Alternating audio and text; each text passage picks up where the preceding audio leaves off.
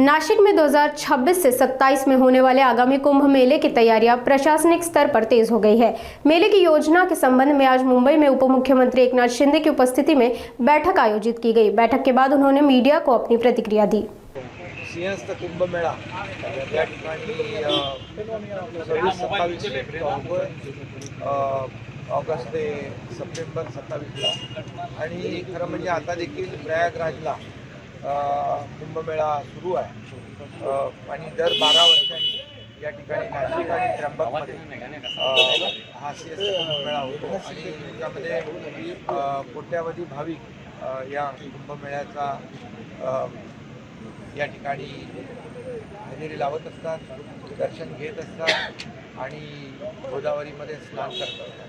त्यामुळे त्याची एक व्यवस्थित तयारी, त्याचं नियोजन यासाठी मुख्यमंत्र्यांच्या अध्यक्षतेखाली आज एक बैठक या ठिकाणी आयोजित केली होती। यामध्ये सगळ्यात महत्त्वाचं म्हणजे अपघातमुक्त या ठिकाणी हा सिंहस्थ झाला पाहिजे आणि त्याचबरोबर त्याचं योग्य नियोजन असलं पाहिजे। त्यामध्ये स्वच्छता असली पाहिजे, वाहतूक असली पाहिजे आणि एकंदरीत सगळ्याच बाबी ज्या आहेत येणाऱ्या भाविकांना कुठल्याही प्रकारची गैरसोय होऊ नये म्हणून पाण्याची व्यवस्था,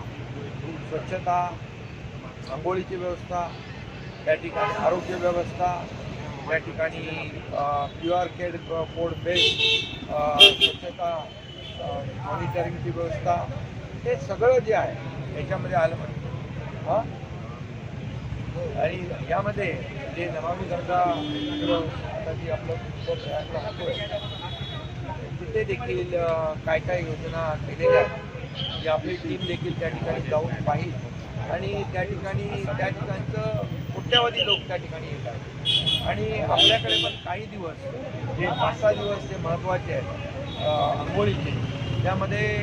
मोठ्या प्रमाणावर गेल्या वर्षी 2-2.5 कोटी होते, यावर्षी 4 ते 5 कोटी होते आणि म्हणून त्या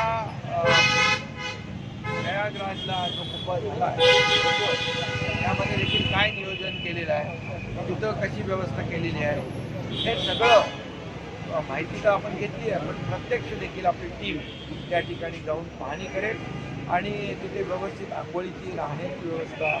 सगळी जी काय आहे ती झाली पाहिजे आणि कुठेही गर्दीमुळे भाविकांची गैरसोय होऊ नये, चेंगराचेंगरी होऊ नये, कुठेही अपघात होऊ नये, जीवितहानी होऊ नये, यासाठी संपूर्णपणे काय व्यवस्था झाली पाहिजे, चांगले रस्ते आपण दिले पाहिजे, कनेक्टिव्हिटी दिली पाहिजे, पायाभूत सुविधा दिल्या पाहिजे, आरोग्य सुविधा दिल्या पाहिजे। या ठिकाणी आपण टेम्पररी हॉस्पिटल आपण उभे करणार आहोत, त्याचबरोबर ICU सारखे त्या ठिकाणी व्यवस्था करणार आणि पाण्याचं जे प्रदूषण आहे STP त्या ठिकाणी जे पाणी गोदावरीमध्ये जातं त्या ठिकाणी STP ची व्यवस्था झाली पाहिजे। यावर दूषित पाणी राहता कामा नये, स्वच्छ पाणी चा अंघोळीला लोकांना मिळालं पाहिजे आणि त्यामध्ये संपूर्णपणे QR कोड बेस्ड टेक्नॉलॉजी वापरत असताना टॉयलेट, मोबाईल टॉयलेटची स्वच्छता, जसं त्याच्यावर अजून बारीक देखील चर्चा झाली की 10 मोबाईल टॉयलेटच्या मागे 1 स्वच्छता कर्मचारी, 10 स्वच्छता कर्मचाऱ्यांच्या मागे 1 सुपरवायझर, असं QR कोड बेस्ड मॉनिटरिंग देखील होईल।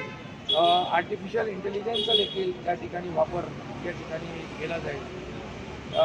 जेणेकरून आपल्याला कुठल्याही परिस्थितीमध्ये तिथे येणाऱ्या भाविकाला गैरसोय होणार नाही।